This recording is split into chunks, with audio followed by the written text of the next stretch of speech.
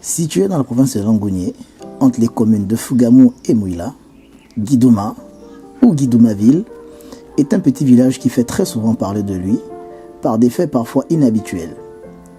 On se souvient de cette bagarre entre deux hommes âgés, en plein milieu de la nationale, ou encore de cet accident violent qui avait coûté la vie à deux occupants d'une camionnette après être entrés en collision avec un éléphant. Guidouma a également du charme, ce charme qui nous est raconté par ce notable de la localité. Guidouma est composé de 4 quartiers. Il y a le quartier Bimbumba, il y a le quartier Manjitandou, il y a le quartier Guidouma Centre et le quartier Mbibou. Les grandes familles qu'on trouve ici à Guidouma, surtout qui sont vantards, ce sont ceux qui habitent le centre, là où tu vois le centre téléphonique, à l'école. Dans les années 50, Guidouma servait d'antenne relais entre Brazzaville et Libreville. Tous les appels transitaient par ce bâtiment complètement abandonné, dont on ne retrouve qu'une trace de son utilité de l'époque. Avant, le canton qui était ici, le premier canton, Tandou, c'était mon grand-père, Boukwenzi. C'était un Vungu qui était parti de Hidemba. Bon, quand Boukwenzi est mort, le père de mon père, c'est mon oncle Étienne. Mon oncle Étienne, c'est le père de Yolande Nyonda, l'oncle de Yolande Nyonda, tout ça, le Mbumba Marianne, hein? La femme de Nyonda Vincent de Paul. C'est ça. Ça, c'est la famille Gessinga. Ce sont eux qui se disent habitants de ce village. Mais tous ceux que tu vois ici sont revenus des villages voisins. Le sous-préfet, comment il s'appelait, Mba, avait dit non, les villages sont petits, donc regroupez-vous pour faire les grands villages. C'est pour cela que nous sommes ici.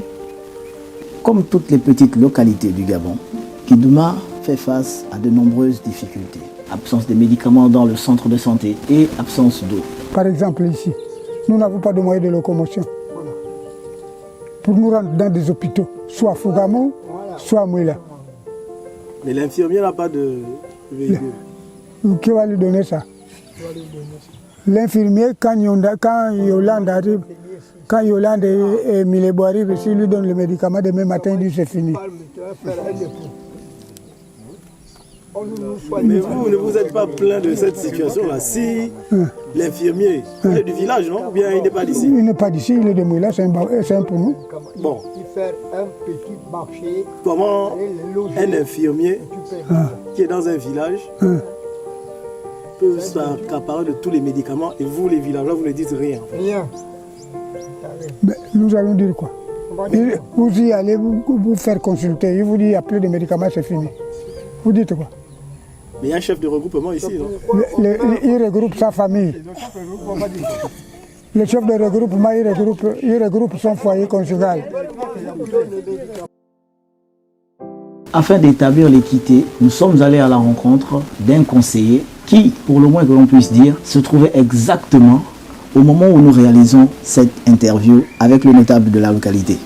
Mais en ma qualité de conseiller départemental, j'essaie de tout faire pour porter haut la voix des populations, pas seulement de Guidouma, parce que c'est vrai, je suis un fils de Guidouma, mais au demeurant, je suis un fils du département et donc j'essaie de voir à chaque niveau où peuvent se trouver les problèmes.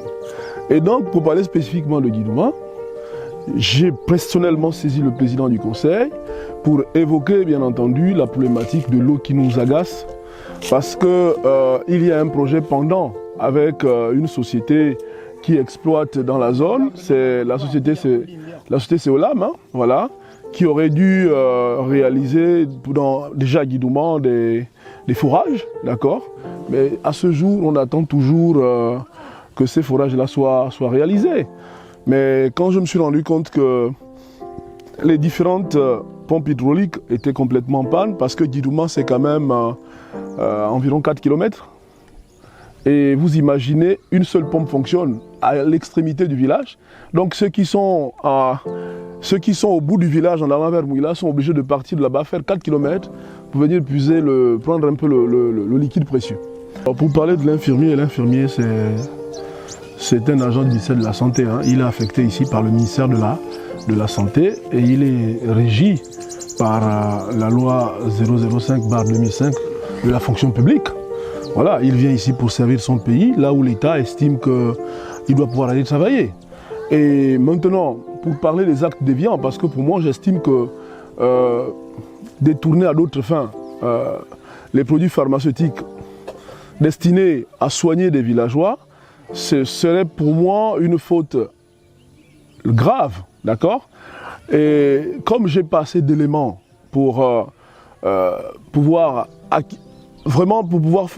justifier tout ce qui est dit, je préfère m'abstenir parce que aller vers l'infirmier, il faut déjà avoir la preuve que la pratique est courante et qu'elle a été constatée et que nous avons assez d'éléments pour pouvoir le démontrer.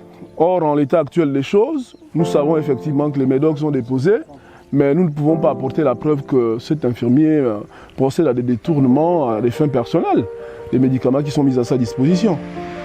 À la question de savoir que fait le chef de regroupement pour régler tous ces problèmes, nous nous sommes rendus au domicile de ce dernier pour avoir certaines réponses.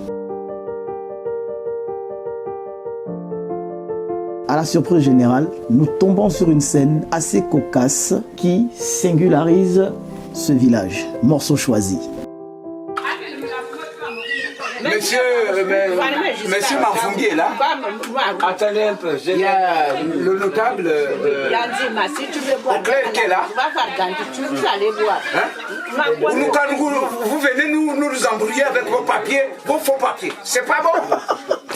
Non. S'il te plaît. Oui. Je n'ai pas un problème avec vous. Oui. Pardonne-moi. La manière dont je viens là, je viens dans le désordre. Oui. Tu as dit bien, tu as bien dit. S'il te plaît. Dans le désordre. Il faut savoir se respecter. Voilà. J'ai besoin de rentrer chez moi. Oui, rentre parce que tu es venu pour faire le désordre. Allez-y. C'est tout. Monsieur Mbumba. Je vous aime bien. Le papier là, c'est un faux papier.